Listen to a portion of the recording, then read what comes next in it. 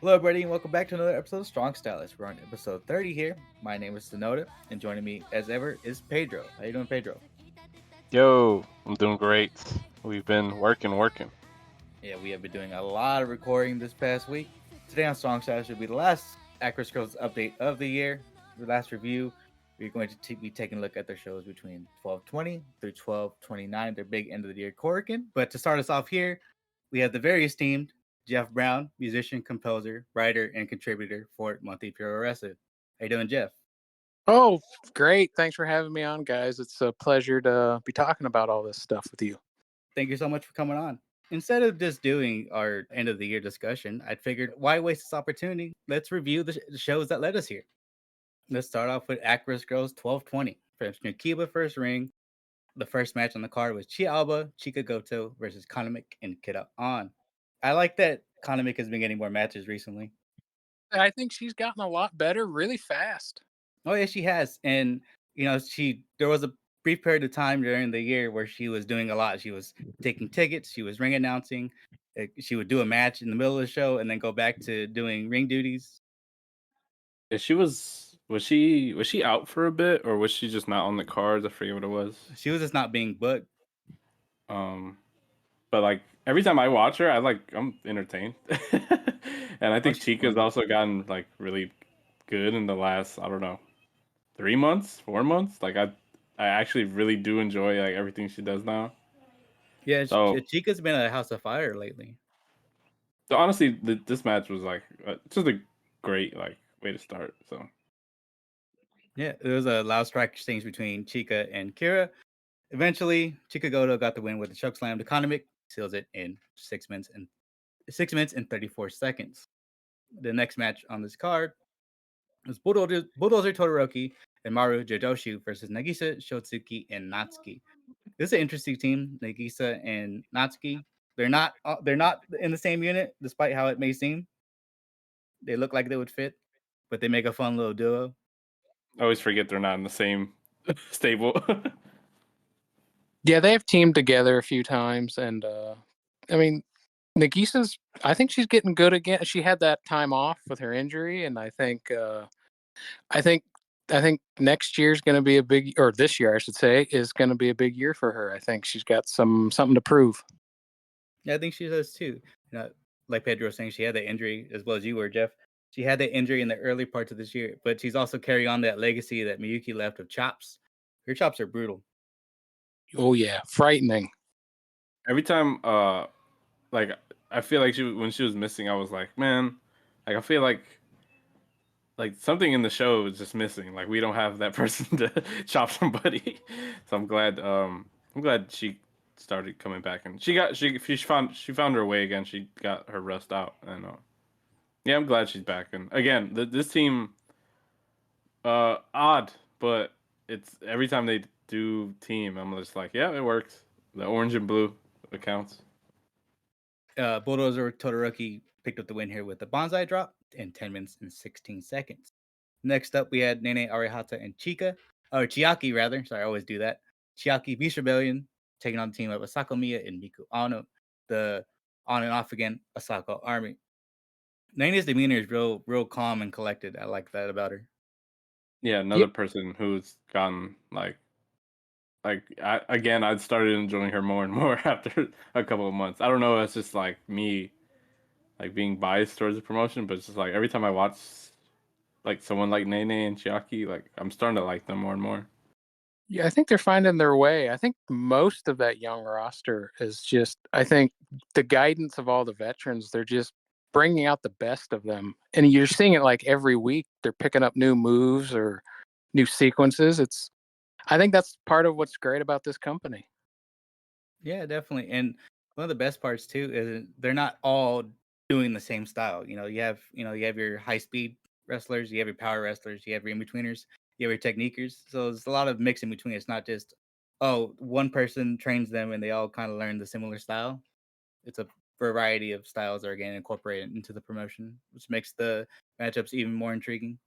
Yeah, it's I mean, it's honestly why we watch like every time we the show goes up, cuz watching like young wrestlers just evolve is just like probably the best part of the wrestling, honestly.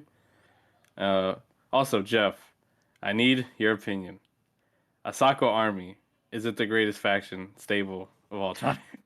I mean, it's insane on paper. I mean, because Miku, being the ace, and she's so stoic, but she plays off Asako so well. Asako is just a force of nature at this point. I think she's done so much, with her Kairi and her great Osako stuff. I don't know. I don't think there's another wrestler like her right now. It's she's really special. Yeah, she has amazing character work, and she leans into it full stop. She doesn't half-ass anything she does when she tries it. Yeah, I think she's like a gif away of being like viral. like I think she's already viral like just by like the stuff she does right now, but it's just like we're like that much close to like an explosion for her, to be honest. The only unfortunate side effect is that the partnership with AJPW, the crowd did not get her Great Asako gimmick. They were not having it. Yeah, sometimes it hits, sometimes it doesn't. Yeah, that first night with All Japan was it was weird, but I think the second I don't know if you'd seen the second show with what they did, but I thought it was better. But yeah, Osako, I think I don't know. Yeah, I don't know. That's what I was gonna say. Yeah. I did watch the second night. They were more lively. They reacted better to the girls. I think they enjoyed more so the tall girls doing power moves, and then the smaller wrestler Natsuki breaking out suplexes and stuff like that because they've seen Miku already, so they already know what she's about, kind of in a way.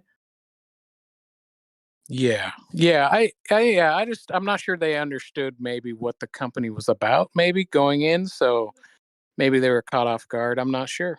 Yeah, and I can see it too. Like we're fans of the promotion. We understand like the dance comes before the wrestling, but I can see it being very jarring. An intermission of a All Japan show. Here come these girls come out and they sing and dance, and then a match starts breaking out. I can see them being like confused by it. Yeah, I don't think there was like any type of like like cursor or like any intro to them really. Like, was there ever like a hey, this is Actwres girls, this is this?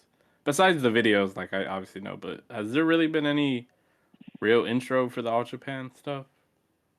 I'm not sure 100% if they did anything live with the crowd. They might have. I'll have to double check with Chris about it, but I don't know if they introduced them beforehand. No, I don't think there was, but I think for 2024 overall, I mean, like, I don't mean this as like a harsh criticism. I think for fans in general, maybe some sort of like mission statement for them, why they classify themselves as not pro wrestling, I think would help. And maybe explaining the points maybe to new fans, the point system. I think if they were to do that, that would really help out. Yeah, and then some of it does get lost in translation too, because with the cozy nature of Actwres Girls, it being in an all Japan setting, a lot of it kind of does feel like it gets lost in translation. But another cool part was they had Fuka on commentary, so anybody listening, their general manager was there, being able to explain what was going on, who the girls were, what's going on, how they operate, things of that nature. Yeah, I bet that really helped. I think to the Japanese audience for sure to have Fuka there. Yeah. Like you're saying, Jeff, like if they do like a mission statement and explain everything, maybe they have a all Japan show where it's just Acres and they get the full experience of it instead of just it being a intermission spot on the card. Yeah, Yeah, I think the mission statement thing would be really cool, honestly, or like just a better way to intro them because I mean those videos were cool and all, and like people didn't like them, people did, but like maybe let's go a different direction with it, maybe. agreed, agreed. Yeah. There's a lot of things they could do with this partnership that could benefit both parties, and I hope it doesn't just fizzle out because the girls aren't getting treated the way they should.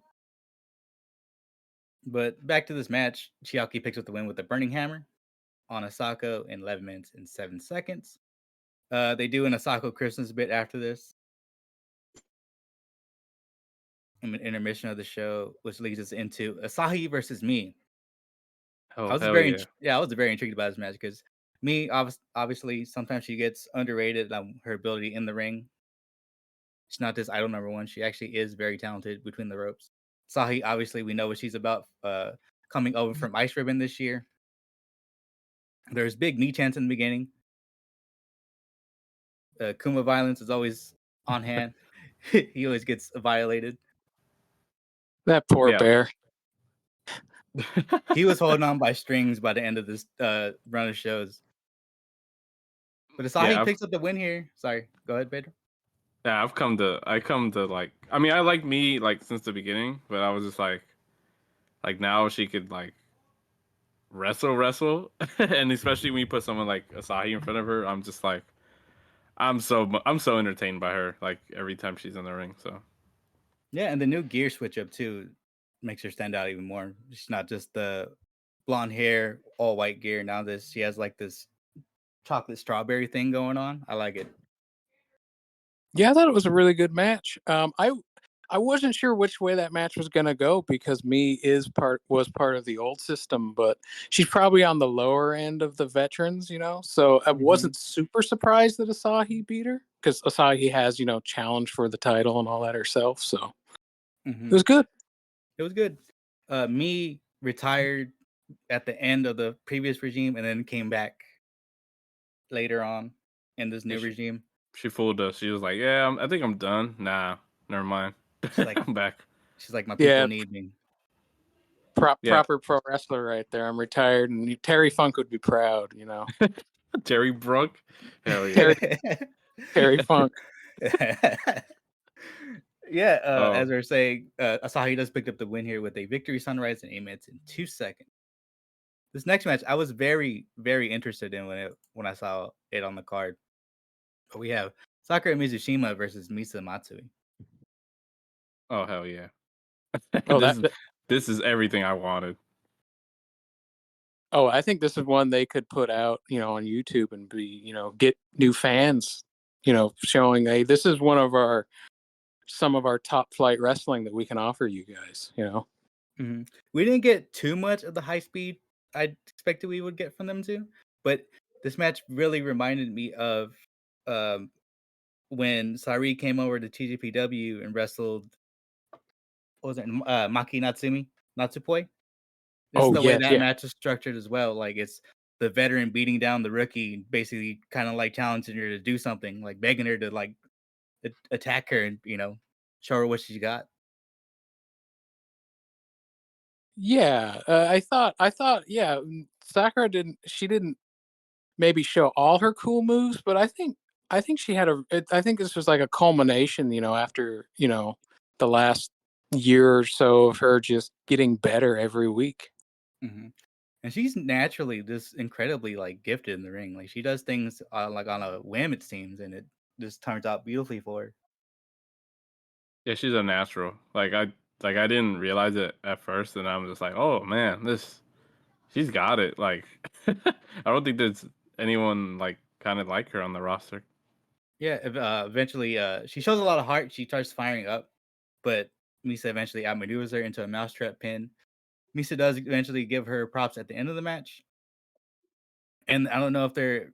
I'm not too sure about the translations because sometimes when I try to translate post match comments, it doesn't really turn out well. There's it gets some questionable results, but it seemed like they're discussing either Sakura possibly leaving Update and joining Teppen, or just her frustrations of her constantly losing and not being able to pick up a win in recent shows. Spoilers, we find out show last night. Oh, yeah, the Super Alliance. Yeah, the Yup. Mega Make it. Let's hope they don't implode this time. The Oh, new NWO has formed. yeah. And then the big match of the show, the main event, 3-way for Actwres Girls Championship #1 contendership match. Koki versus Natsumi Sumikawa versus Mari. Jeff, how were you feeling going into this match? I I thought it was gonna be. I mean, Natsumi is I think one of the best wrestlers going. I mean, technically not a wrestler, I know, but I think she's one of the best going. And Mari is, the heart and soul of this company. And Koki's always delivered, I thought, in main events. So I thought there was no way it wasn't going to be, great. Yeah. My thought process was um Miku beat Koki to win the belt. She beat her in the finals of the tournament. She's also beaten Natsumi earlier in the year. Just in the first big singles match they started they promoted in the new regime was Miku versus Natsumi. And those two bring out something special in each other. I'll get to it. I think it's the next show they have a tag match and start doing they just kick into another gear. But here, Mari, obviously, like I talked about it on a couple shows before with Pedro and Jabroni, that we weren't sure if Mari even like was wanted to be a champion, if she even wanted to challenge, or because she took on that role of she took that step back a little bit from the spotlight to help train and help develop these young wrestlers. Yeah, I think like I legit didn't know what they're gonna do here. But I think Mari was the best choice because they had to sell for the 29th, and I think this was the biggest match they could do. So I'm glad they did. Obviously, we find out later how the match goes, but yeah, like Mari probably was the person because I don't think they haven't touched that ever. They didn't they avoided that match as much as they could. Yeah, they never touched the singles, and for a majority of the year, they were tag team partners on and off again. Oh those two have a long history, but I think I think like you were saying, the Mari was the choice because they've had the matches with Natsumi and Miku. Now it wasn't for the title before, but I think that's something they can go back to later, Natsumi and Miku. But I think Mari's I think it's a good time for her because she has been like in that player coach role, and she does so much behind the scenes that I think maybe year one or whatever or so it was like she was focused on cultivating that young roster, but I think it's time for her to be in the spotlight herself now. Yeah. And just to talk about that young roster for a second, surprisingly, a lot of turnover that happened. Like the roster we have now, there was even more people that were there that decided to leave. Like we had Himawari obviously go to TJPW. We had Saki Kasaki, she left and she's doing her own thing now. But that roster was quite bloated. Not bloated, but loaded for a good portion of the beginning of the year. Yeah, it gets loaded like every other month. I feel like I see some new person pop up like every other show. I feel like it, or like people like Chialba, like she she's on and off. Like obviously she's newer, so we don't see her for like a while, and then she comes back. Who else? Togi. Togi's like one of the main persons. I was like, wait, who's this? Oh, I'm like, okay, now I remember. I have to like remind myself, like, man, you've been on one show, but now you've been on two. Now you've been on three. I'm just like, oh, like Jesus, we're like, if you just go look at the posters, there's just a million people in those posters now. Yeah, and then what was it? Fujimoto left. I think she's still involved, like behind the scenes with them, but she doesn't. She's not involved in active competition anymore. Yeah, she does a lot with like the helping at like ticket sales and stuff and that kind of stuff, I think, at the venue. But Yeah, because I think it's her. It's her, Economic. It's her, Economic, Fujimoto, and Nagisa. They're all part of the same talent agency, I believe. yes, I interviewed them last March at their YouTube studio. They they were really cool, and I don't know if Fujimoto, if she's done, but she hasn't, obviously said anything officially. But it might be something someday she might want to try and come back. Yeah, because she was a blast, but I know it was an injury, right, that made her decide to step back for a while. She had some injuries. I think she has maybe some health. I'm not sure exactly. I mean, I don't want to like go on record and say anything. I've chatted with her a little bit, but I don't know. I don't know exactly what went into her deciding to step away. Yeah, I mean, it's gonna happen. Like for some of them, they're just gonna be like, hey, like I don't want to hurt myself. I got other stuff to do. Yeah, that's always been like an unfortunate point of Joshi wrestling in particular, is the young retirements. Yeah, let's the well, we just hope we see her again. Definitely. Yeah, this match, it was a lot going on here. Obviously, you have the three people. Koki tried to decapitate Mari with a lariat. Mari had a beautiful question mark kick in the middle of the match. Mari picked up the win here on Koki. Natsumi not involved with the decision. Mari avoids the twisting splash into a blockbuster pin combo. She was holding on for dear life, hoping that Sumi didn't break it because Sumi was on the outside lurking back in. Yeah, this match ruled. The match, this match did roll. This ended up being 11 minutes and 42 seconds. Mari calls out Miku. They acknowledge each other's fate that has been decided, and they're ready to do battle once again. Fun little note. Out of all their singles matches, I believe there's been 4 of them, and they're very spaced out. I was telling Pedro yesterday. I think it was like 2017, 2018, 2021, or 2019, 2021, and now 2023. I believe was like the spread of their matches. And Yeah. obviously, sorry, go ahead, Jeff. No, what I was gonna say, I was agreeing. Long history there. Yeah. Yeah, very long history. And the a note to make here is that Miku has never beaten Mari in a singles match. Correct. Yeah. Ooh, that's crazy. But obviously now this is a very, very different Miku. She's the ace. She's has a crazy moveset, one we always admire every show we do. But how have you felt about Miku's reign so far up to this point, Jeff? I have enjoyed it. I thought her run before even getting the title, I always felt like she carried herself like a champion. She just didn't have the belt to go with it. That was my thought. Through 2022, and then in March 2023, it was just made official. She's the champ. Well, not Yeah, now, but she was. because a lot of people touted her as an ace, and for good reason too. Like even before she got the belt, and a lot to see what she looked like being the ace. We all knew that she had every tool in the world to be the champion, even before, like when she had her last match for Ice Ribbon, before this new regime started. Like you're saying, Jeff, she carries herself like champion. She looks like a champion, and then she's kept developing her moveset. She hasn't been content with just staying the same Miku Ano. She has the lariat, she has the leg kicks, Styles Clash, the butterfly suplex. No, she has a lot of tools in her kit. That Styles Clash, I was not ready for that in August. That was so cool. I almost jumped off my couch when she hit that. That was awesome. That's a crazy move for her to have. I love it. Oh yeah. And also, Yeah, too, a big point in her title run was that she was so hot that it even lit a fire under Act to want to have a challenge with her. And Act hasn't really been, she's just kind of been, in the shadows leading Beast Rebellion. But for her to be like, you know what, I want to take a crack at you, see if I can break you. Oh yeah, that was a great match.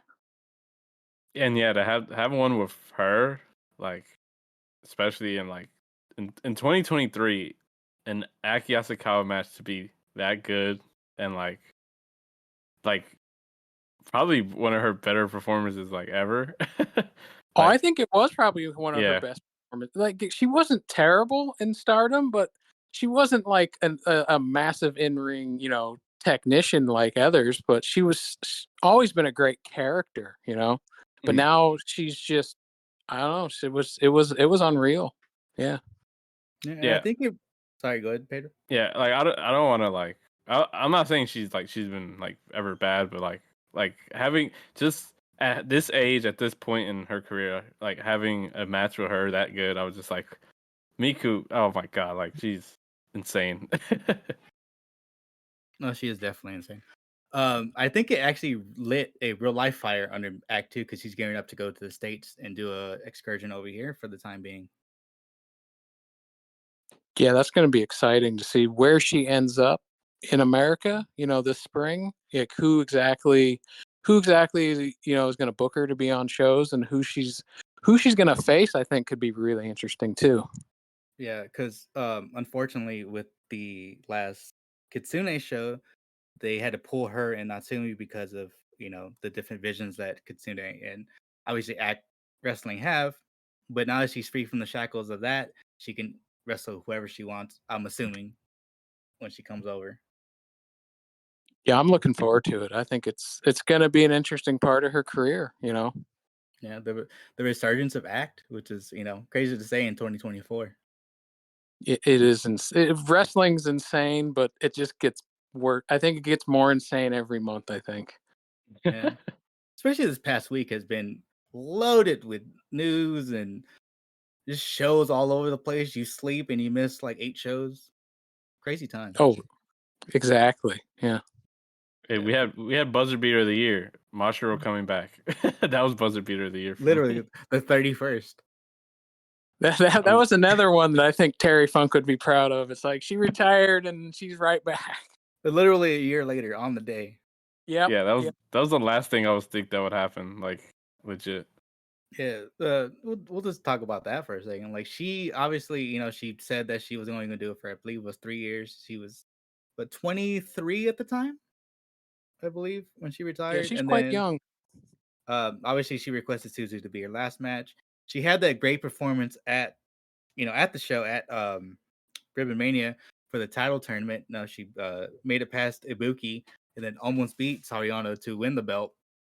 But then her announcing her retirement, obviously her arm was still banged up at the time, and for her to, because she was backstage a lot. She started coming back when after Tsukasa had her child. She would come back, spend time with them. She was still friends with a lot of people at the dojo and Ice Ribbon in general. Correct me if I'm wrong. Was the majority, if not all of her run, was it during the COVID restriction era? Did she ever have like crowds being able to cheer for her other than maybe I early?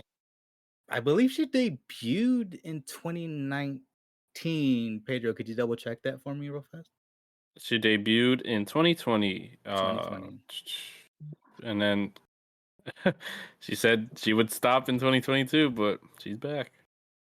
She is back, and I'm so glad to have her back. I really want her to win that championship because, that was a big show. Me and Pedro watched that live together, and we were like so invested in her, potentially becoming the Ice Cross Infinity champion.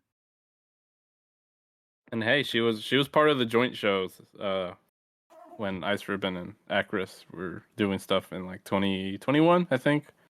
So she is part of this conversation somehow. Yeah, I'm happy she's back. I'm looking forward to seeing what she does next. Let's move it over to the next show. Actwres Girls 1223 Act in Osaka. We had Christmas costumes, which is great to see. I always like when the girls get to do costume stuff for their shows. I think it was a fun show overall. That one in Osaka. Yeah, this one didn't need to be too intense. Obviously, it's a Christmas show. You want to keep the mood light, but they still built towards stuff for the Korakuen and beyond. Yeah, they're really good at that kind of stuff. It's simple booking a lot of times, but it doesn't need to be complex. I mean, that's what I like about it. Yeah, and then the roster started rolling each other up during a love riddle. Well, yeah. There's schoolboys everywhere. This show kicked off with Marino Saihara versus Misa Matsui. The once upon a time almost Teppen teammates. Oh, that's right. That's right. That was a fun match, I think. I believe Marina, correct me if I'm wrong here. I believe she lost obviously both to Asahi and Misa, which lost her chance to join. But I believe she beat Calico, and I don't think she beat Naho. If I'm not mistaken. I'm not sure on if yeah, I'm not sure how that went with Yeah. the other. Yeah, sadly her plead for to join got ruined because of injury. Yeah. Unfortunately, she did have an injury right after that. I believe, like shortly after that, she got injured. She was out for a while, but they did do a good job with keeping her in the spotlight. They'd have her come out before the show and address the crowd. Do some rundown of the card, things of that nature. Yeah, she's a special talent for them. I'm glad that she's still around. She got that unique comic book character and everything. I think could appeal to a lot of people. If they see it. And she is a superhero. Let's not forget. Yes, she is. This match had a strong start for Marino in this matchup. Misa bullies her for a while. When Marina caught her and like had her up like with her legs over her shoulder, I thought she was gonna hit her with an Alabama slam. It ended up just being a backdrop. I was about to say, "Oh my god, she's about to just chuck this poor girl on her back of her head." Her backdrop, because she does that delay. It does feel like she's setting up for the Alabama slam, but I think she should do that. I'm Just about to like say she should maybe want to start doing that. That'd be cool. she It'd be gotta a find someone to 6 minute take it. Like someone gotta take Bob Holly. it. uh, yeah, Meeson picks up the win here with her secondary finisher, the top rope hung DDT, 8 minutes and 40 seconds. A fun little match to start the show, get the vibes going. Oh yeah, Yep. I love like every Teppen team basically. So this was really entertaining. And also Alan gets booked. Alan's on Yeah. the show. Speaking of Alan, Goto Chica and Alan taking on Cat Mask Calico and Naho Yamada. Teppen versus the Royal slash Jidoshu. Yeah, kind of a thrown together team, but the still a fun matchup. I think Alan maybe hasn't reached her full potential yet. Even No, Sorry, go go ahead. ahead. No, go ahead. No, I was just gonna say that she hasn't really been booked as of late in Yeah, matches. I don't know if it was just she was busy or for maybe it was some sort of injury. I'm not sure, but yeah, she has been a little absent from in ring. But it's Yeah. nice to see her back. Yeah, obviously, as the name implies for the company, Actwres girls, a lot of these girls are actresses, voice actors, things of that nature. So sometimes they do have other schedules and stuff like that. They keep them busy and away from acting. Yes. What did I write down here? Oh yeah. During the entrance, Alan's disgusted face when Chica pushed her, and she was like, "What the hell?" Yeah, they don't vibe together. But I like the team a lot actually. Oh yeah. Ayano was teasing the crowd, ringing the bell. She was Oh she yeah, I was holding it forgot. up. She had the costume on. She was all like, she didn't look very heel Ayano for once. So I did enjoy the fact that Chica, when the umbrella came into play, she was touching it like it was gonna bite her because it has a snake on it. It is dangerous. It's got a reptile on it. You got to be careful. I do like that. The more I see it, the more I'm like appreciative of it because it's not a move that comes up a lot in modern wrestling. It's the atomic drop that Chica does, and it did lead into Allen DDT, which is a good combo. I think flows really well together. she's taking the Shawn Michaels playbook. Oh, they use a super kick. Pretty sure Natsumi can throw that one in there with her. Super kicker straight into a pedigree. And Naho rolls up Chica for the win in 9 minutes and 27 seconds. Next match, a little bit of fun on the card. Bulldozer Todoroki versus Koki. Bulldozer came out dressed as, I think this is one where she dressed as Naru, right? She had the binky and everything. Oh yeah, because she was taking Nauru's place. Because I think Nauru was off the card, if I'm remembering correctly. There's been so many shows lately that I kind of blend together. Yeah. As we alluded to earlier, like the activities and schedules sometimes get in the way. Yeah, I was like, oh, Naru's on the card. I was like, what the hell's going on? I was like, wait, she's not coming out. I thought it was, and then I realized what we were doing. Yeah, they had a little bit of pre-match banter here. I think Todoroki was talking about like her power and like the fact that she has weapons with her.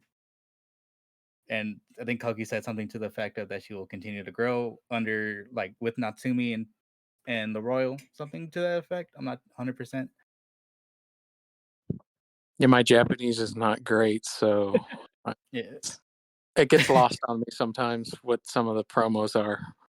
And then sometimes like they're tired and they're breathing and you're trying to, huh? What are you saying? Hold on. Say that again, please. Yeah. Oh, yeah, she put a bib on Koki with the when she did the camel clutch with the Singapore Yeah. cane. Todoroki's either trying to kill you or like she's just being really good with the humor. I honestly enjoy her when she's like doing the humor stuff. So She's just out here to She has vibe. she has great timing, I think, with her comedy that Mhm. um that I'm glad that they let her do because it helps her stand out. I think one of her best moments of the year was early on. I believe this is very, very early first quarter of the year. I believe it was when Saki was there and she had her little gun unit going, she came out dressed as Majin Buu. Yeah, that was crazy. Yeah, I remember that. That was crazy. She's a lot of fun.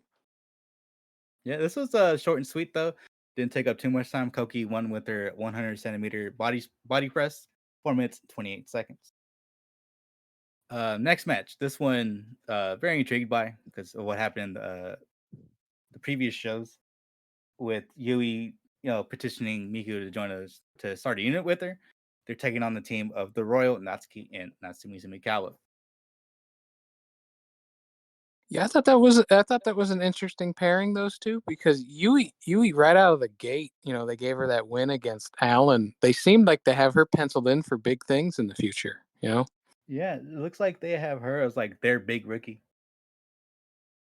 I Yeah. think she's the next big project for Yeah, it was them. like Koki in like the first year was like the future ace, and now Yui's like future ace 2.0 maybe. I'm not Yeah, sure. and they're throwing her with. Right now, they're putting her with the actual ace, so it's not like they have for peg for. There's not like they don't see anything in here. Exactly. She got the stardom push from day one.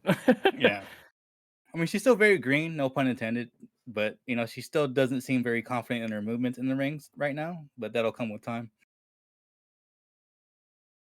Yeah, I think she's like I enjoy her like right out the gate. Like I thought she was like pretty good. So like the whole Miku thing just added on like another layer, which I'm just like, yeah, she's very interesting. We definitely have to keep an eye on her in 2024. Yeah, because remember when she saved Miku from the attack, after the match, she went in the ring. She was like, "Why is nobody else helping? Why is everybody just standing around watching?" Yeah, because Miku's one of the ones on that roster that is. I mean, the Osaka Army aside, she doesn't have like a full unit that she's with all the time. So Yeah, the it'd be only sorry, if good. it leads to something. Yeah, I was just gonna say I don't know if this leads to something or not. I'm not sure. Um, with the looming, if they do another tag team tournament, this could be a good spot for them. Obviously, put her with Yui. I don't think they need to do a unit right away. They can just have them being tag team partners because, as you said, Jeff, that um, Miku is unaffiliated, as is Mari. Mari and Miku are tag team partners on and off again, and call them the frenemies. Now teaming with Yui and Mari having her other tag team partner of Naru. This is a very fun tag team, by the way. Oh, they're fun to see. I love them. That handspring is crazy. Yeah, it would be pretty cool if there's some sort of space pirate or something. Oh yeah. Yeah, as I said earlier, Miku versus Natsumi was the first big money match they had with the new regime. Yeah, that match was, I thought, the one Natsumi and Miku back in October 2022.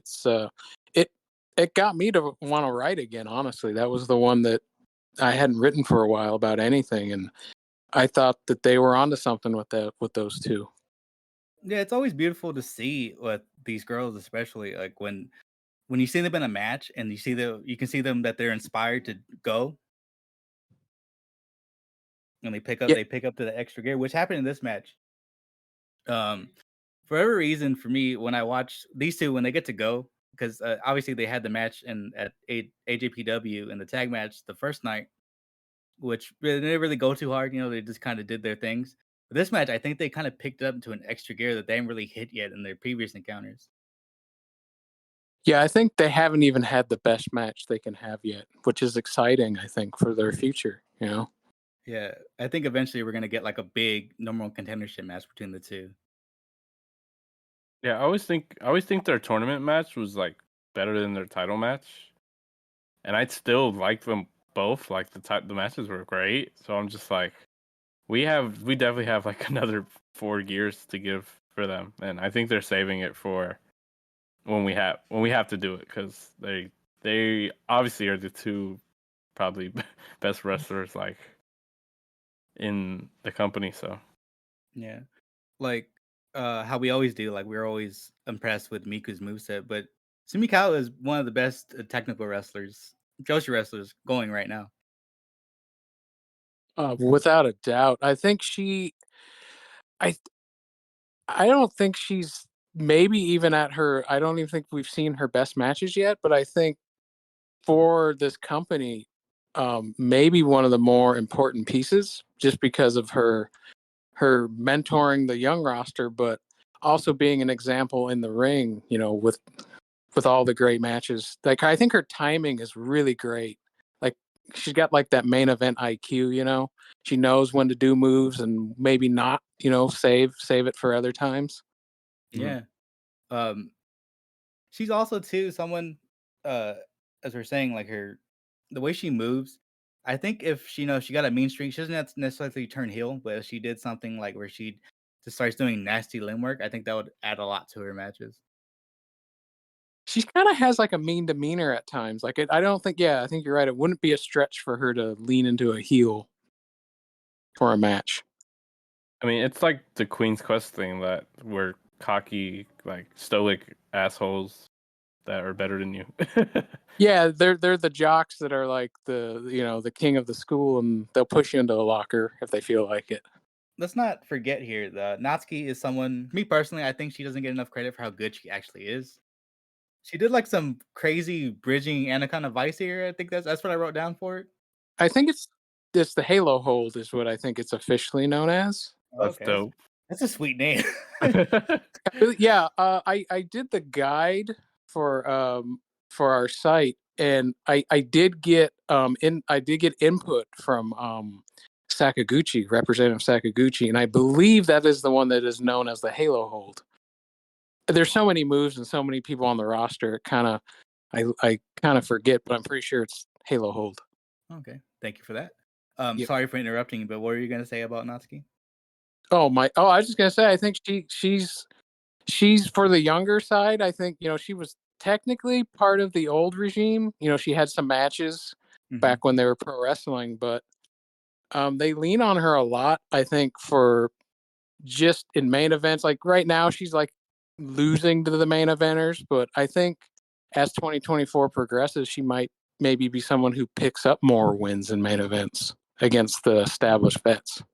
Yeah, I think if when we get to the next singles tournament, I think she'll make it pretty far. Yeah, I agree. Also, the rising knee lift she's been doing recently has been really great. It's a nice addition to her moveset. Hmm. Yeah, I think Natsuki's like I want to throw her like in like the level of like what Mizushima's doing. Like they're both like so incredible to watch.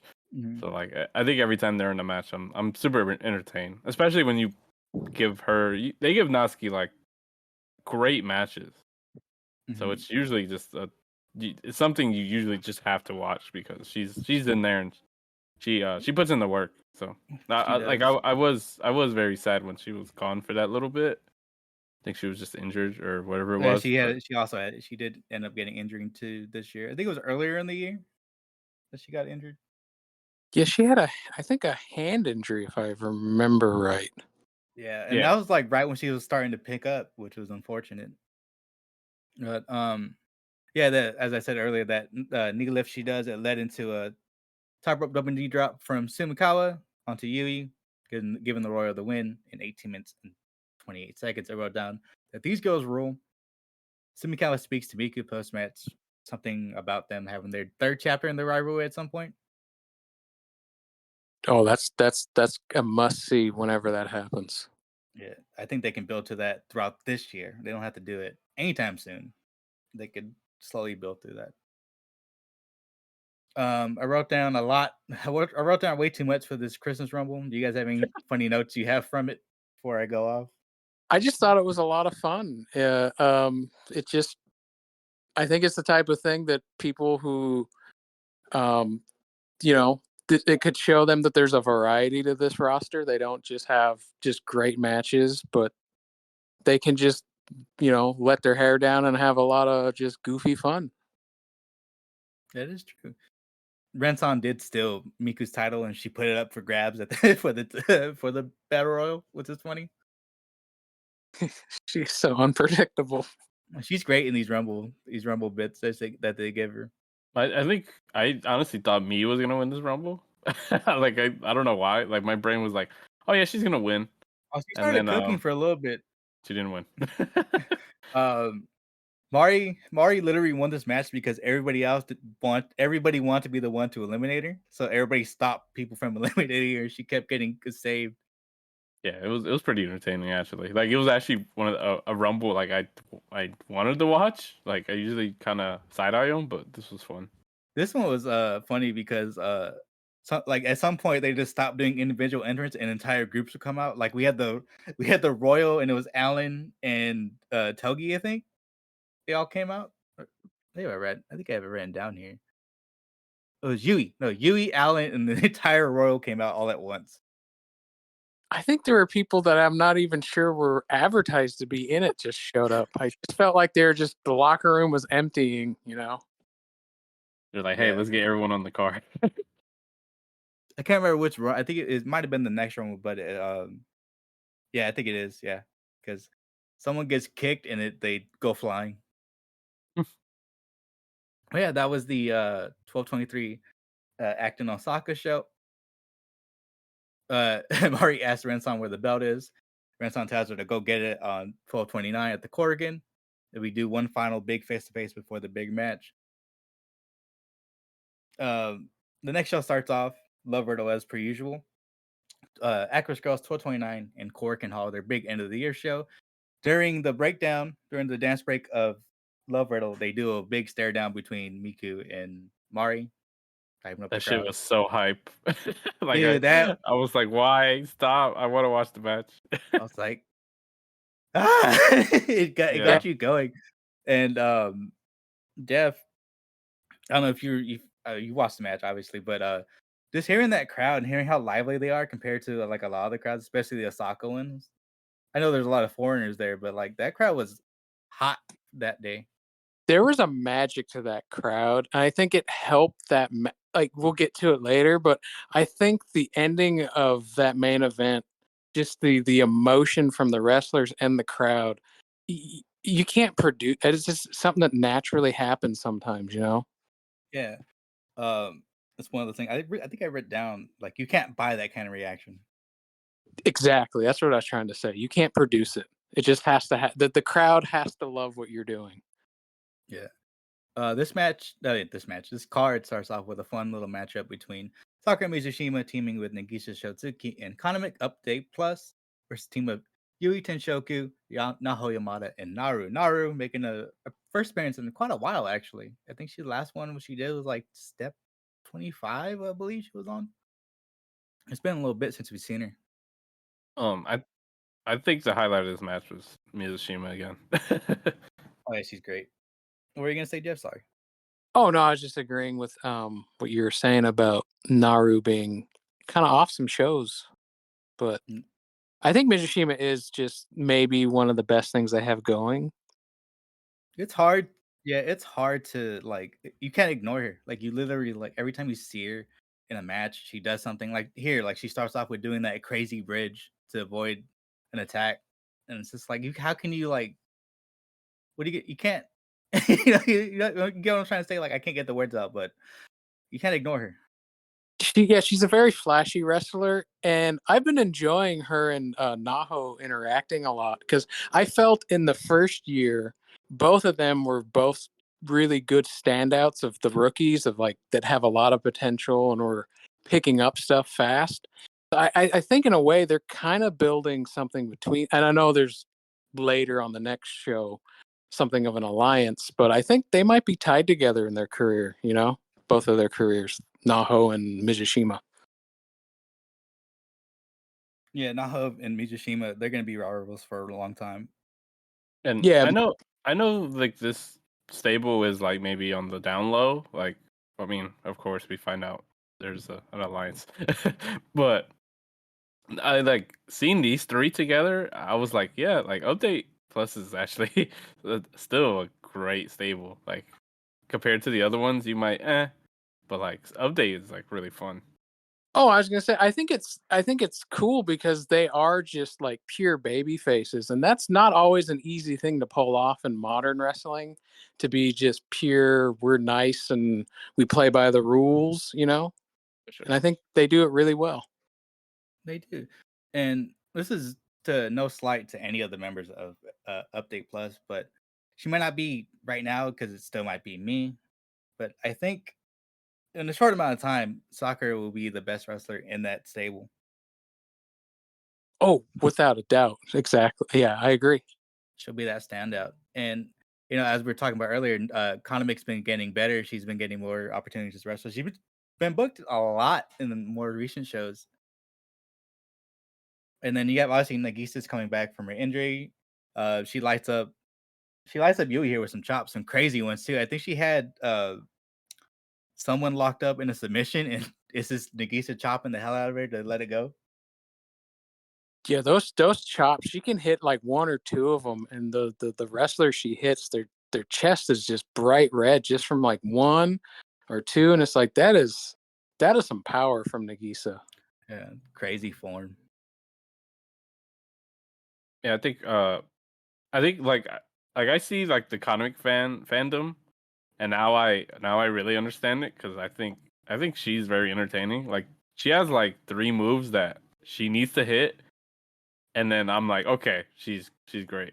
I love her little handstand senton. That's so cool. No one else does that. That the what is it? Just the senton off the second, and then the knife, the mimic knife. I think that's like Hmm. like that's sick. Like that's all she needs to do to entertain me, honestly. Hmm. Don't let the cuteness fool you, and she can go. Yeah, she's gotten a lot better the last few months, and I think she's really fine. She moves. It's almost like a gliding in the ring. Almost, it's different than almost anyone else on that roster when she runs the ropes.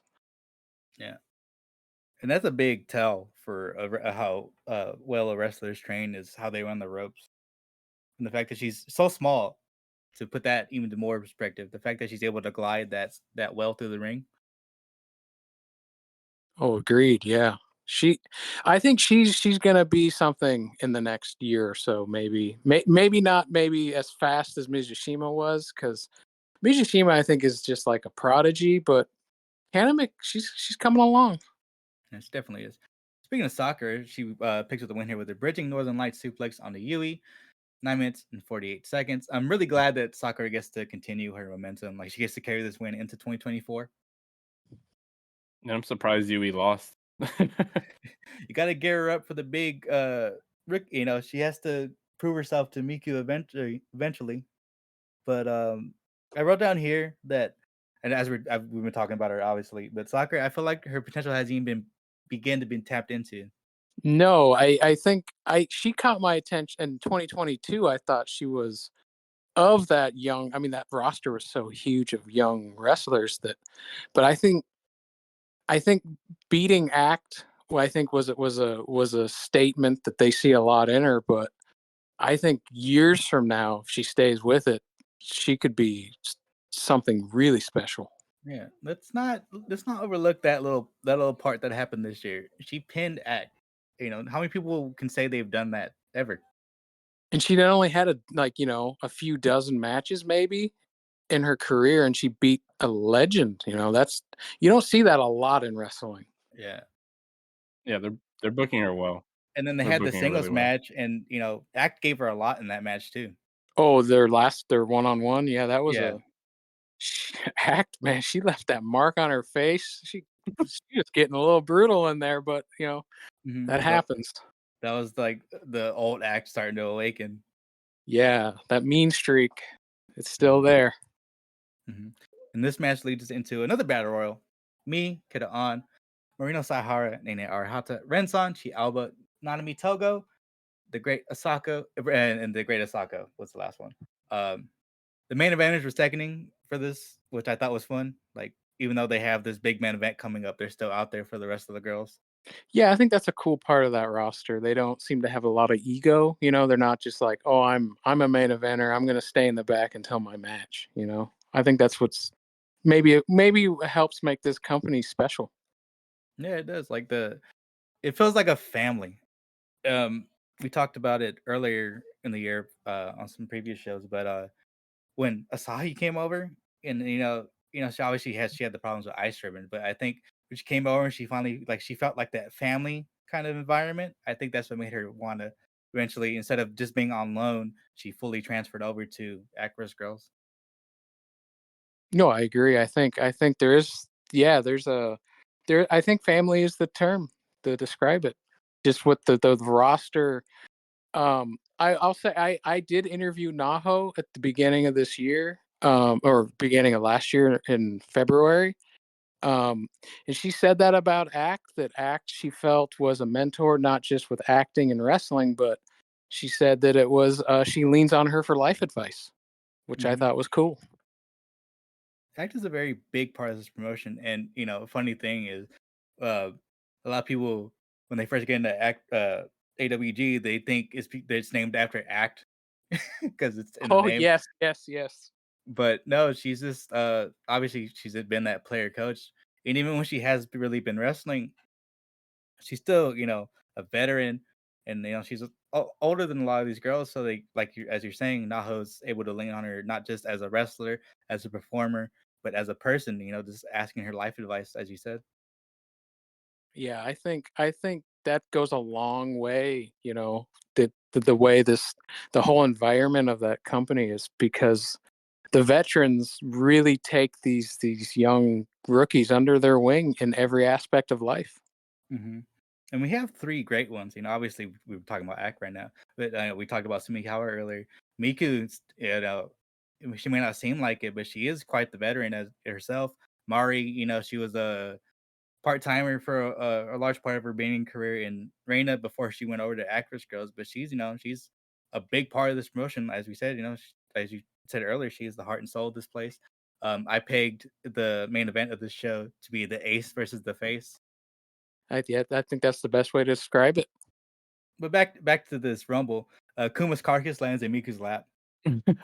After one swipe, his he got decapitated, and it just lands right in front of Miku. She sold that so well. Just it looked like it was, yeah, he's, like a real bear got his head ripped off. It looked he's like, "Oh my god, he's dead!" exactly. Yeah, I thought we were watching like a spoof episode or something. Like Miku, they got the camera turned to Miku like a million times. I'm just like, oh my god, like this isn't a normal Rumble. Something's gonna happen. Uh, I forget. They get Togi in the submission, like a bunch of the girls, and all you see is Asako in the background doing the peace sign, like all just stoic, just in the background, just throwing it up as she's tapping out. She is Sako is that I mean, yeah, she is She, special. she's great. She gets it. Great placement in the ring. Good timing. This is the matchup. This is the spot I was talking about. It was Nene. It was Nene, me, and Kira. Nanami tries to charge up and do a triple drop kick, and they Spartan kick her straight to hell. They sent that Yeah, girl flying halfway across the ring. that was insane. Nene, new haircut by the way. She got like the little Hime cut that Micah has. I think she's someone like obviously she has the cool demeanor. She as we talked about earlier. Now she has the haircut. I think really she just needs new gear now, and I think she'll be able to take that next step. Yeah, she seems on the brink of, yeah, leveling to a new level, leveling up. Yeah, I always call her my favorite power plant wrestler because of the way she wrestles. Oh, it is very much a 90s style. But I think that's cool. I think Yeah, there's a variety. You have room for that. because it's not like, obviously they have a lot of tall girls there. You have Chica, you have Chica Big Koki. Bulldozer. Obviously, she's a bigger girl as well. And you have a Nene, and me too. Let's not forget that me is quite tall. on is the Like monster. she is a lanky beast. Oh yeah, me does like a crazy pump handle roll up on Kira on. Yes, I thought she was gonna win again. Me, yeah, she keeps improving too. I mean, she's a veteran at this point, but I think that's cool part about this roster. None of them are just like resting on their past. Yeah, they They continue want to to evolve. improve. Definitely. Masako picks up the win here. She sneaks up behind me as she dumps her over the rope because me's posing on the top rope, flips her over, and me hangs on much like she did in the last rumble, and then Masako peels her fingers off and she falls Again, she gets screwed in the Rumble.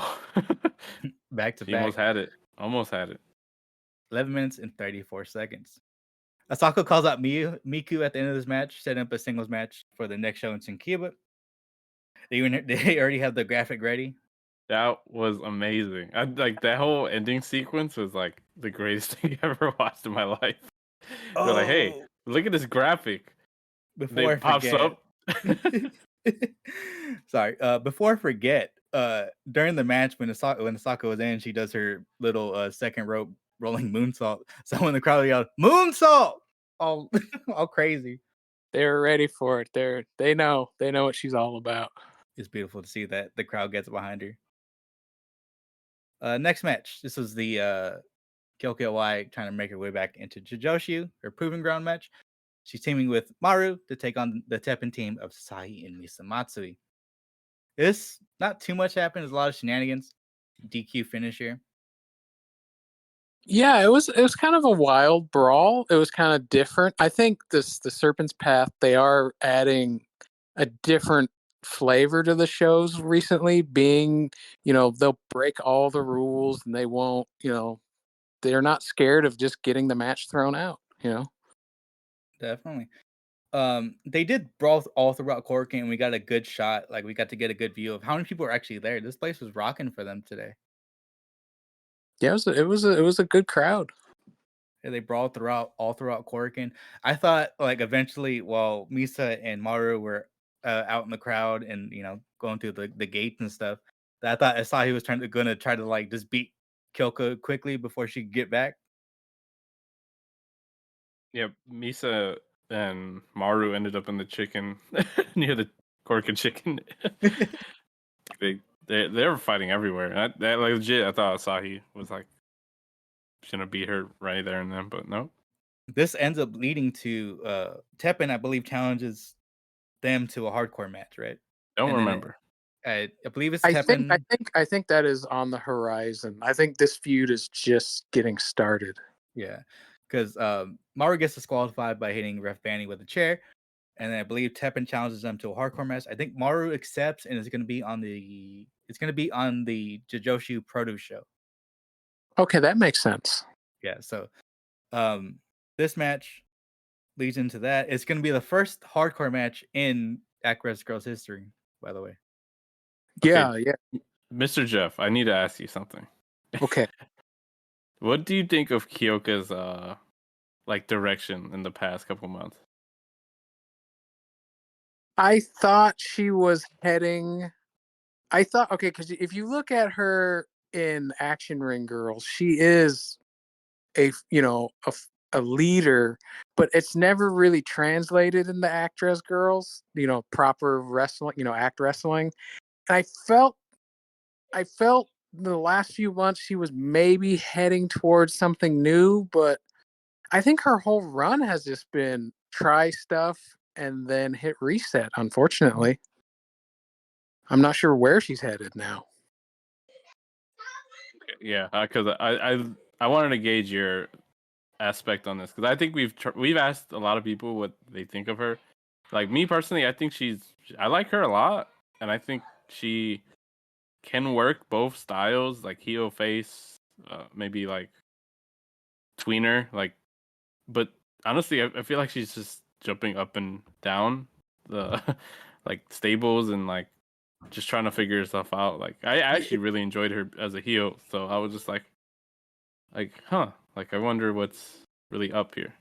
Yeah, a lot of start and stop. I think that's that's been like her whole story. And I think it was like the end of 2022, her and Natsumi, they won the tag tournament, and then she quickly just moved to Serpent's Path, and then she wasn't in it, and now it seems she's back in it, but I don't know. It'll be interesting, her 2024. Yeah, it's gonna be very interesting. Like as you said, her and Natsumi as Bright Rock won the tag tournament, and then I felt like they were setting her up for more. And then she joined the Service Path, and then now I don't know. She dropped it, and she started teaming with Ren. I don't know. It's Ren, been a not Ren yeah, Son, Ren. yeah Ren. Yes, she's Ren when she was in the eyes, or however you pronounce it. Yeah, But eyes.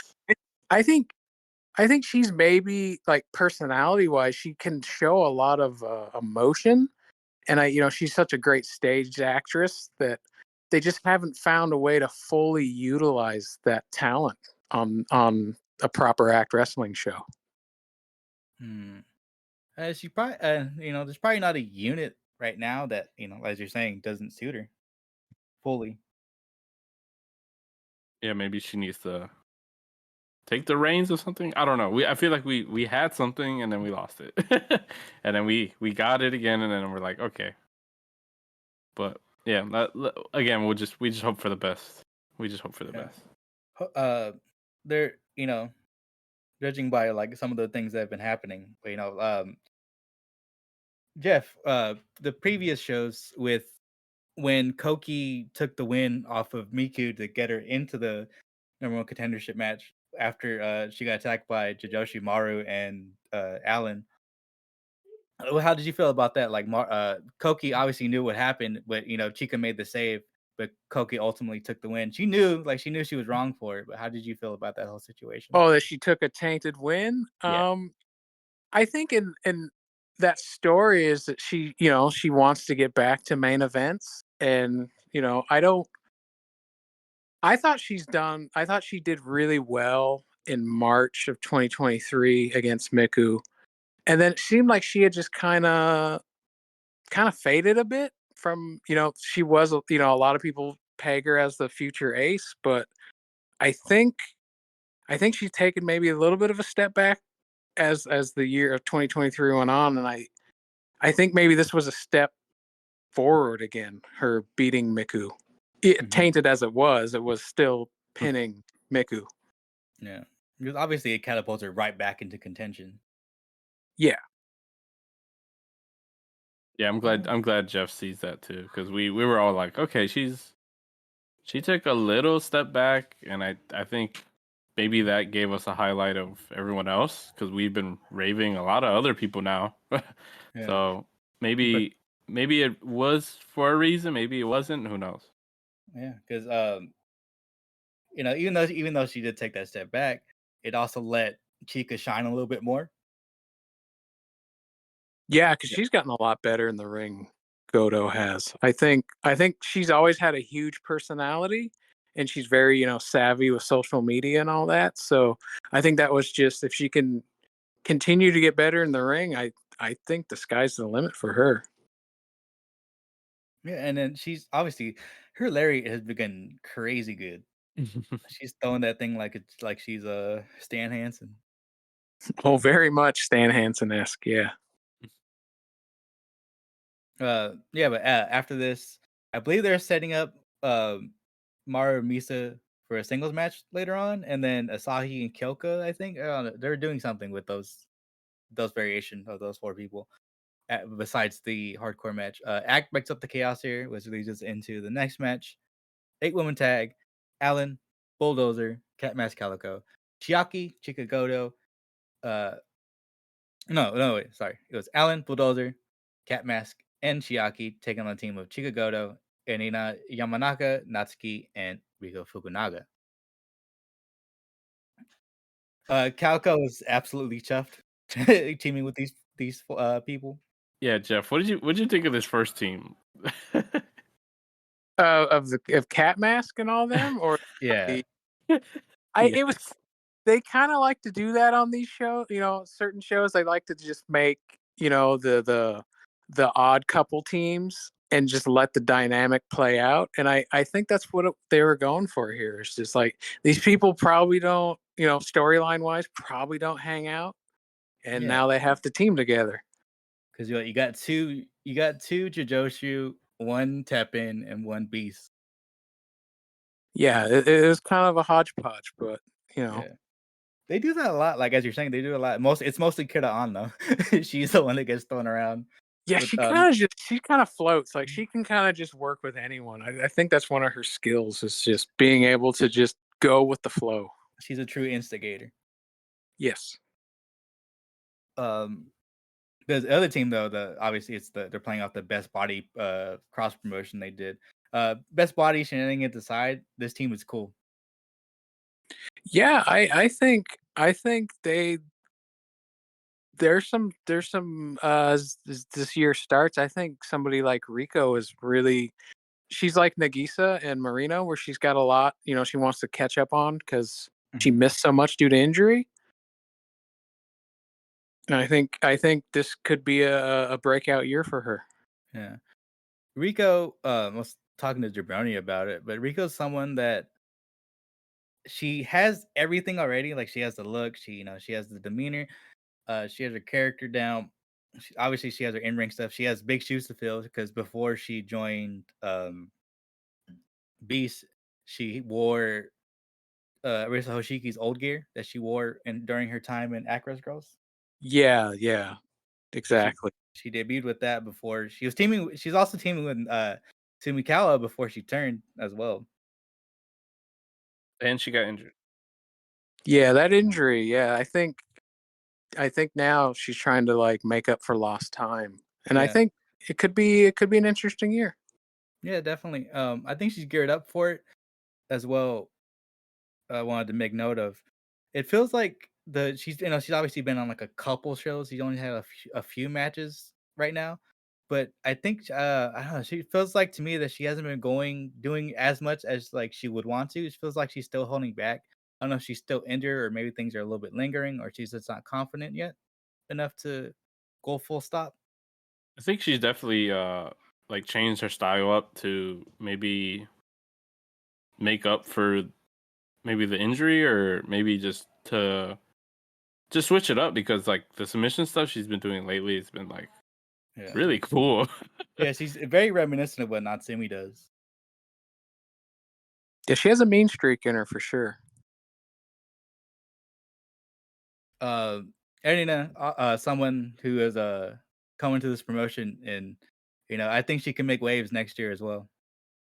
Yeah, I think she kind of stands out. Her demeanor. She's got a look and a demeanor that is kind of mean, and I think it's when you compare her to like people like Mizushima, she is like the polar opposite. And I think that helps this roster to have so many different types of people. Hmm. And also too, if they end up doing another tag team tournament, put her at Riko Fukunaga. I think that'd be a great team for them to have. I think that would be a good team. Hard hitting team. I think her and Chico. Yeah, her and Chica would be cool Yeah, too. I would want her and Chica. That was my initial thought, but they're probably gonna do Koki and Chica. Yeah, we're gonna have to make some moves. I mean, we could do like the original Royal team of Koki and Natsuki. Yeah, yeah. I don't know. They have like so much leeway if Arena sticks around, that they could like definitely make some moves. Like her and Rico, like I'm interested in that for sure. But Hmm. I think they could honestly do a lot. Yeah, in my notes I wrote on X-Pac because Erna did Bronco Buster and then the X Oh Factor. my god. I forgot about that. This back to back too. I think that's what makes her stand out. She does those type of moves, that you don't see other roster members trying. I think Hmm. she's got an interesting character. She does. She has she fits in with Beasts, but she's also different. She's not heel like they are. I would say like not even Queen's Quest, but just she's confident. She's Is the like best way to put it. she's like slimy, but just slimy enough with the cool moves she has, like the rider kick, all the kick moves, all the It's bridging so dope. stuff. Like I think she has like a good like middle ground of everything. Like from day one when she showed up on the cork, and I was just like, holy shit, she's sick. Mhm. And it's like a situation like a, Max the Impaler in TJPW where she, stands out, but she doesn't feel out of place. I think that's a good analogy actually. Yeah, that's exactly what it is. Chica, as we were saying earlier, she, absolutely clobbered Chiaki with a lariat here. Those lariats are just getting just crazier by the show from her. Definitely. Yeah, she's hit almost getting to that, Kensuke Sasaki level of snugness, which Oh yeah. gonna sound like a warm hug. You're, Calico's kicks are amazing. The way she has body control over her legs. Yeah, I think she's interesting too because she does those cool kicks and then she'll do comedy. Like she Hmm. kind of got some variety to her character that I She don't plays think it's. in. Sorry. Yeah. No, go ahead. No, go ahead. Go ahead. No, I was gonna say she does play into the cat stuff a lot. Yeah, literally acts like a cat, which I think is funny, but and then she'll start just kicking people relentlessly. So it's I think it's a cool character that we haven't seen fully fleshed out yet. Mhm. I believe she did a head kick into a question mark, which is crazy. Like in one fluid motion. Yeah, she does a lot of kicks. Yeah. Hmm. Yeah, they did a crazy sequence with her in this one where I think it was what was it? There's rider kick to choke slam to Chiaki, I think throwing a line. I don't remember what it was. Umbrella, like Calico throws like one of those spin kicks. I was just like, okay. Oh yeah, she came in with that wild, like that spin kick, the like a Trouble in Paradise type thing. Yeah, I was just like, okay, like th- th- okay, by the way, this match was really good. Yeah. This was like almost like right under if this was like honestly where this was placed, this was perfect. So I was just like, wow, this is really good. Like I didn't expect like these teams to like click and really like put on something this good. So Yeah, I didn't know what to expect from this match because of the hodgepodge tag team on one end, but I agree. I think this one and to me over delivered, I think. Oh, definitely way over delivered. If this was the main event on the show prior, it would have felt right at home. It would you would have never thought second about it. yeah, that's an upload to YouTube instantly. Yeah, Oh, please. That'd be this would be a good way to get eyes on this promotion. There, agreed 100. I'm sorry, Jeff. No, I just said agreed 100%. Okay. Jeff, I got a question for you. Obviously, we Okay. talk a lot about with what Miku has been doing. We've brought up the tag tournament quite a bit here, but me and Pedro, we talk about a lot. Like a lot of Actwres girls' tag stuff has been superb this year. Some of their best stuff has been in tag matches. Yes. Um I think their tags it's a chance for some of the rookies to maybe get spotlighted more than they would in a singles, teaming with a veteran who can kind of help guide them, in the ring as it's happening. But I think with their tag division, I think it might be time to introduce some tag titles to give this some more depth to these shows. Hmm. And yeah, I don't know if that's in the works or not, but I think it would benefit some of these teams to have a more of a purpose, maybe to have a title to chase. Yeah, we definitely need tag titles soon. Yeah, I think it would add. I think because like if you have a main event for the singles championship, some of the other roster members they won't seem as maybe lost if they have a storyline that's leading to a tag title. Yeah, I think a lot of it came down to why we haven't had tag titles so far is that um beginning of the year they're still waiting for a lot of these girls to develop. So now that everybody's kind of set in, and we talked about it on the last episode with Valke, that now they have a lot of established teams, whether a lot of variations too. So like we have Chika and Koki, and we have Koki and Natsuki, Nasumi and Natsuki. There's different variations in each unit that can tag together. Yeah, their tag division could be just incredibly deep, especially if they have titles at some point. And I Yeah. think that probably is what happened. They were trying to develop this whole roster the last 2 years. Hmm. I think a tournament would be great. And again, another tournament would be great to like get the girls on the show, uh, get like really great matches out of like everyone, and have some highlight on some people. Um, and I think tag titles is the way to go because that would give a lot of people more incentive to probably go harder, which most of the girls are. They're really trying to get good in there. So I think the tag stuff. I think we do really want more of in 2024. But I think we've gotten a good amount. Also because of the way they use the tag team matches is they set up a lot of the big matches. Like I don't know if you guys remember the Asahi match. The tag team match before that was Asahi killing Miku. Well, and she pinned Miku in that. I yeah. think I saw busted her face open too in that match, didn't she? The tag match. Yep. And that was like so memorable just because of like how like hard like Asahi was going. So like the tag team stuff was just insanely great. Yeah, I think that's kind of something that maybe doesn't always get talked about. That tag division has the potential to just be insane. And a lot of times too on the non-Korakuen shows, some of the tag stuff steals the show. Oh yeah, like the Shinkiba stuff, that's like a staple, or just fun tag matches.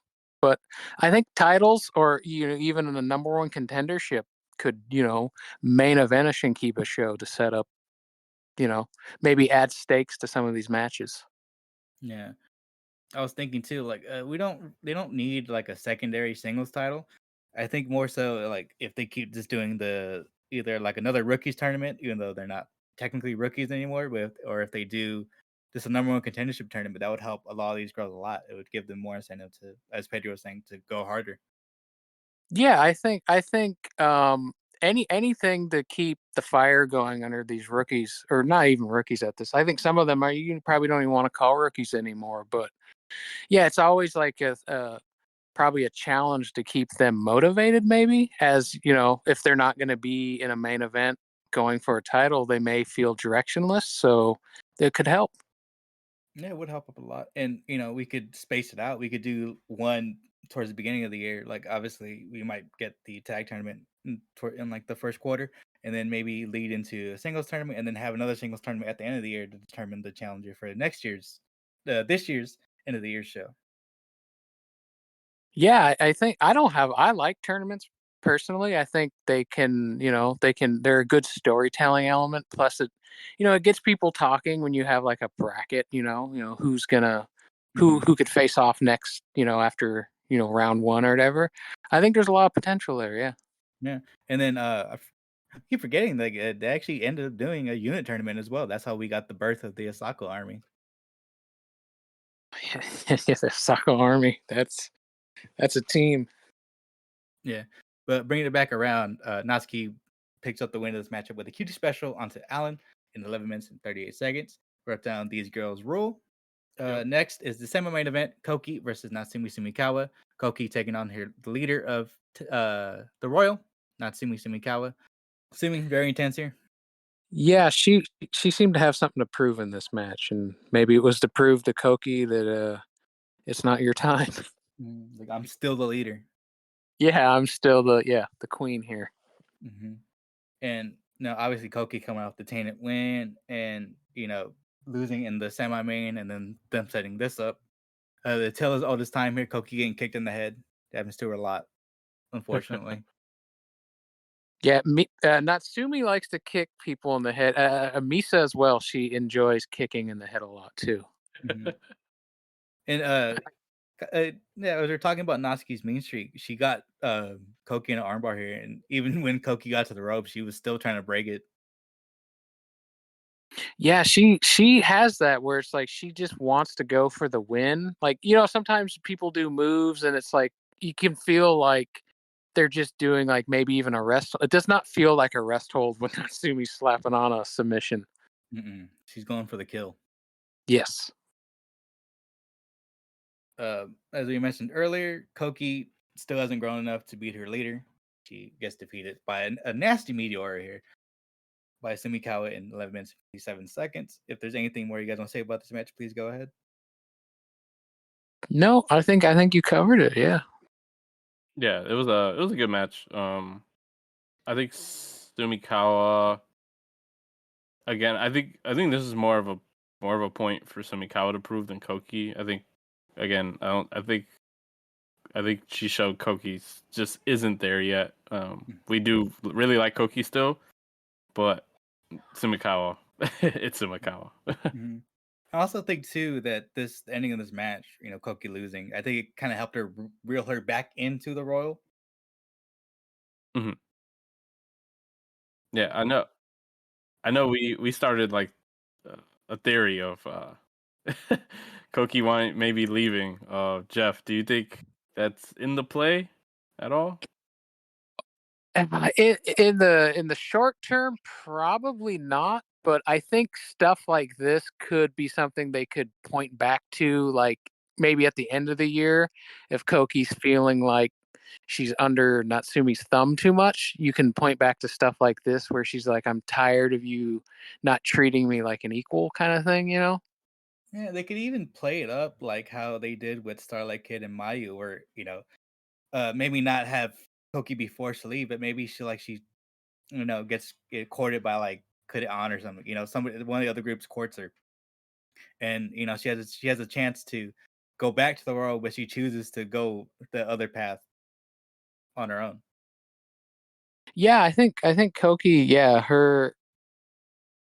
I think her path to a main event, there's probably different ways to go, and her turning at some point on Natsumi could be what's in store. I'm not sure. Poor Natsumi, that'll be the third person. Yeah, she, she have to watch who she befriends. She will have to keep eyes on Natsuki next. Maybe the next Mayu of the promotion now. Yeah, but during their backstage comments, you can hear Mari's music playing in the background. Yeah, that happens a lot. Like Korakuen, because they're in that hallway. But yeah, I do remember that too. You hear her music going. And you start getting excitement. You're like, I can feel it. It's time. It's right there. Yep. And let's move on over to there. Actwres Girls Championship match. Mari taking on champion Miko Ano. Big fight feel here, fellas. I got chills a little bit when they were making their entrances. It felt like a main event. Like you say main event anywhere, and I felt like this Korakuen crowd was alive for it, and I think they were invested, and I just think both of both Miku and Mari just delivered. Yeah, and a nice little touch that they both of them did in their entrances is they bow to the crowd. Yeah, they did actually. You're right. Both of them acknowledged because a lot of the orange seats were filled behind hard cam. So, they're acknowledging that, thank you all for coming to watch us. Yeah, I just think they knew it was something they needed to. They've been building to with Mari always getting Miku's number in singles matches, and I think I wasn't sure which way this match was going to go, but I think that this will be something that people, fans who are new to the product, this could be something that gets them into it. A match like this. Yeah, they came to play too. And with the foreigners in the crowd that I was talking about earlier, they were rocking too. They were getting really into it. And a lot of normally you don't really hear a lot of expressiveness from the crowd, but we had some people out in the audience yelling when certain things would happen. Yeah, and I think at the end of the match too, the crowd just. I think the reaction of the crowd and reaction of Mari, and then also Miku. I think it was just a perfect ending, and I think the crowd was a huge part of it. Jeff, I want to ask you. I'm gonna make this very a big question for you.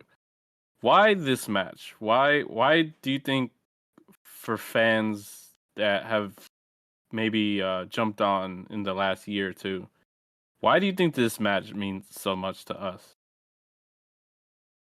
I think it's because both were maybe they you could consider them old guard who both of them, it staying with the company, it was a sacrifice. Some of the other people went on and went out freelancing, and they stayed, and it wasn't a guarantee that this young roster was going to flourish like they did. And I think I think people want to see this company succeed, and they want to see these veterans who give so much. Like Mari is, she is so much more than just in ring, and I think Miku to an extent. I remember I interviewed Nagisa, and Nagisa, looks to Miku as her mentor, and I think they both have been so vital to building this new era that them to have this big match. And for Mari, she hadn't really been in this position, and it felt like it was overdue. I think.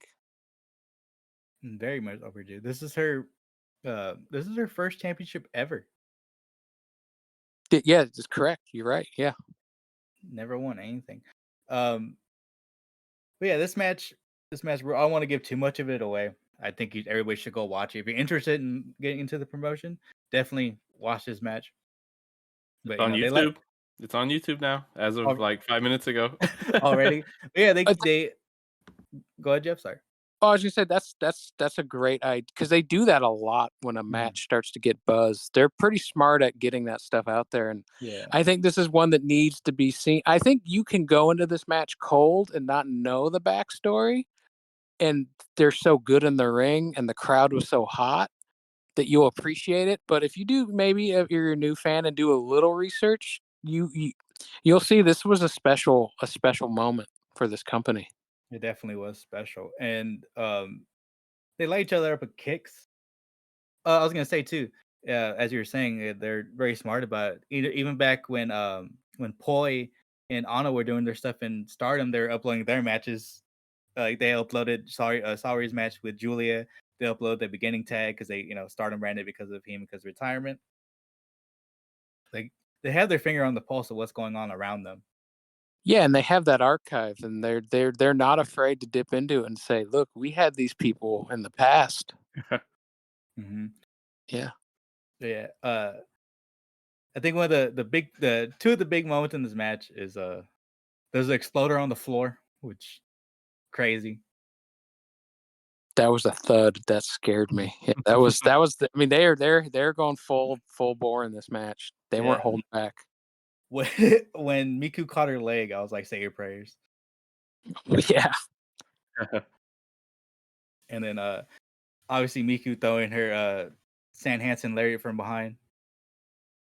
those. Yeah, we talked about Goto's lariats being. I've mentioned that about Miku before to people that she. And I don't mean as a slight. She's maybe not the smoothest at times, but she does hit those lariats kind of like Stan Hansen. Like it's gonna hurt, you know. Mhm. It's gonna hurt. And I love the way she uses her kicks. Those kicks are just maybe the hardest you're gonna hear in wrestling. It's like a Yeah. gunshot. Oh, they're definitely gunshots. And I know their hamstrings are tight after that. I saw one of those live because I was at March at Cork, and she kicked Koki right in front of me. And I joked that when I was a kid, I went to a house show for WWF, and I kind of realized maybe there's some validity to people saying this isn't real and it's soft. And then here I am in my 40s sitting at Korakuen Hall going, no, this shit's real. That kick was real. I felt that. I felt that. Yeah, Did you hold your leg when you kicked her? Ah, damn. I held my breath. I was like, this is going to hurt. Hmm. And they got into a kicking contest early in this matchup, and it's just like, yep, you hear them, boom, thud, thud.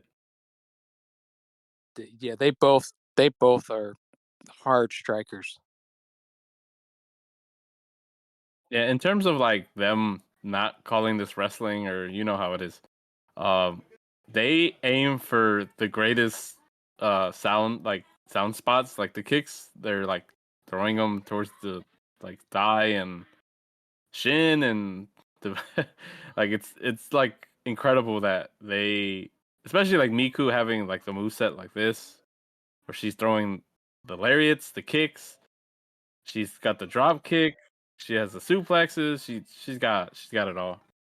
When she does that kick where she goes to kick the leg out from her opponent, kicking their shin, that is just so vicious.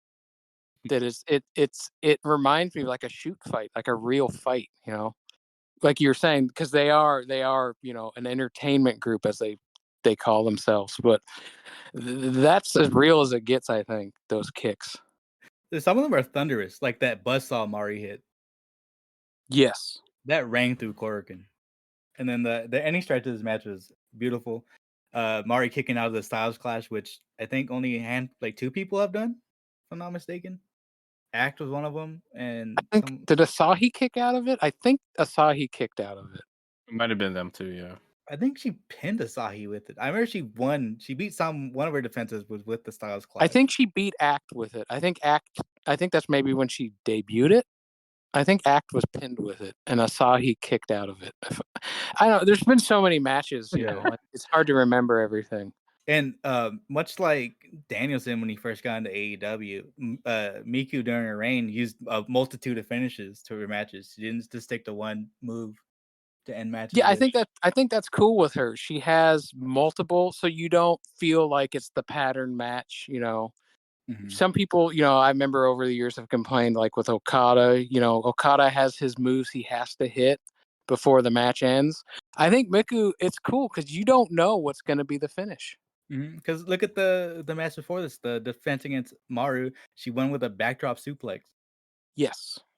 Yeah, she beat like a couple people with that. She did the what is it? The low lariat, like the running one. She Sliding did D. the sliding D. She did the Hanson back of the head one. I think the Styles Clash did win something. I forget which one it was. Yeah, she beat a couple people with that one. I remember. So like, yeah, she's again. If I have to say it again, I think she's incredible. Yeah. And then at the end, the way Mari avoided the lariat into the blockbuster for the pin, I like the way she does it because it was the transition was smooth between the lariat and the blockbuster, but the way she holds that pin is like she's holding on for dear life. Oh yeah, that just added to the drama. Her just hoping she gets the 3 count. Yeah, and the match ended up being 16 minutes and 28 seconds, and then Mari let out a guttural scream of victory right after the 3 count. Yeah, that stuck with me. Incredible finish.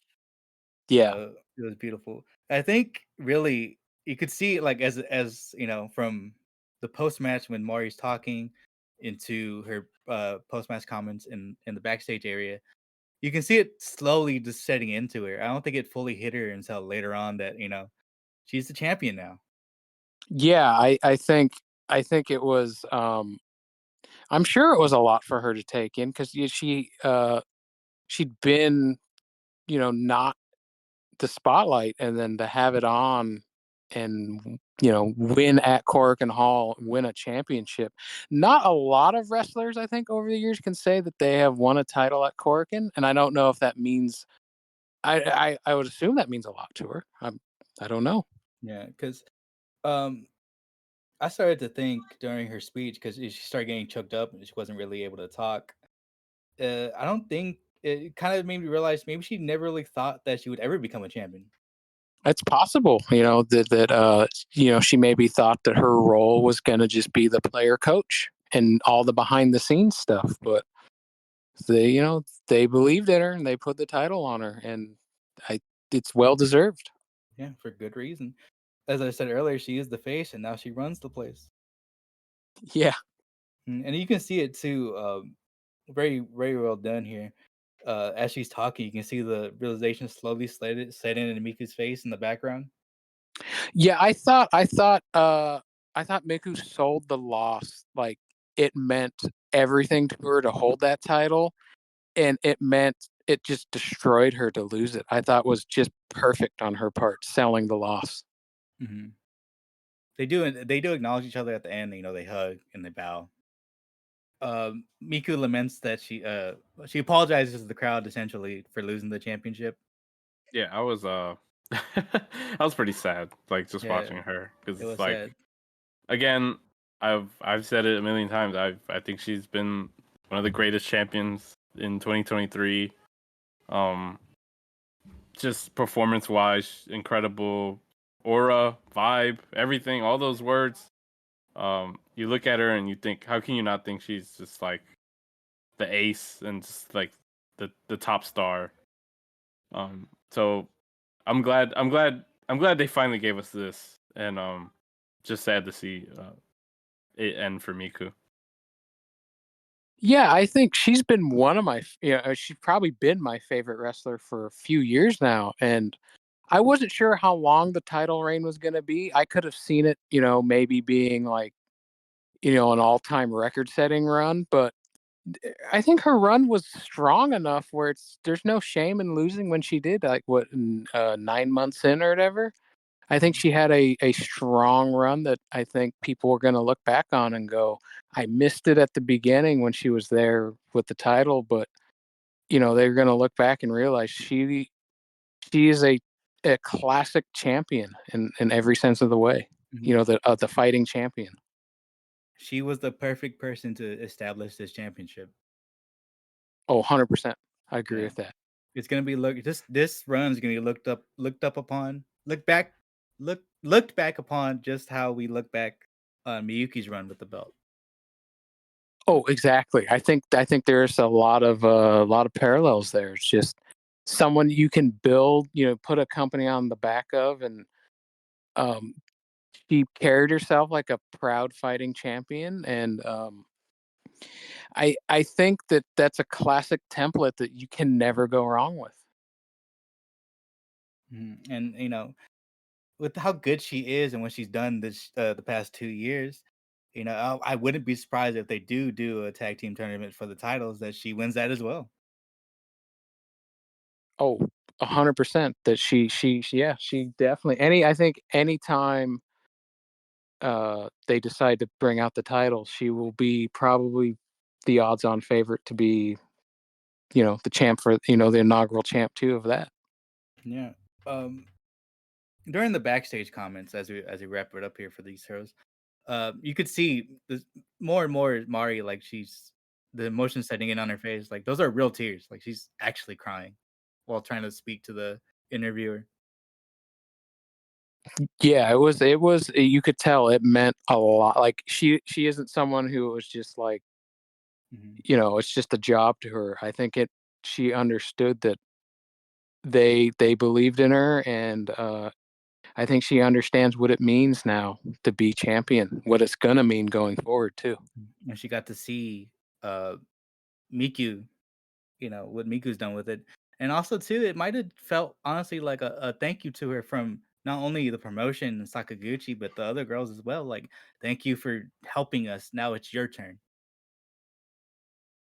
Yeah, I think so. I think everyone wanted to see her succeed, and even though Miku's run maybe wasn't as long as maybe some fans wanted it to be, I don't think they're gonna resent Mari being the champion. I think she was probably the right person to end the reign. Yeah. And I guess the only defense we didn't get was Natsumi, but as we said earlier, she's already beaten Natsumi this year. So it's not like we haven't gotten that match. But I think Yeah, this is as you're saying, this is the perfect person to end this reign and the perfect time to do it heading into the new year. yeah. I'll be curious where she goes with the title, how long she holds it, you know, if they plan a long run for her, or if it's Mhm. maybe I hope not a transition, but I don't think it'll be end of the world if it's a transitional reign anyways, but we'll see. Yeah, we'll see where they go. They could go. I like the odds on favorite is probably not Sumi getting it at some point. I feel like, yeah, she'll have a run before her career's over. Yeah, I think they're gonna go like through that progression of like the veterans that were there. Yeah, I think so too. But yeah, as we wrap it up, Miku, graceful in defeat as ever. Her role as champion was very important to this year for them. She did an excellent job of leading this promotion and showing the world what Actwres is all about. Pedro, do you have anything to add? Um, I think I've said it enough that I think she, again, best champion 2023. Um, One of my favorite wrestlers to watch in terms of quality, aura, the way she carries herself in ring, out of the ring, just like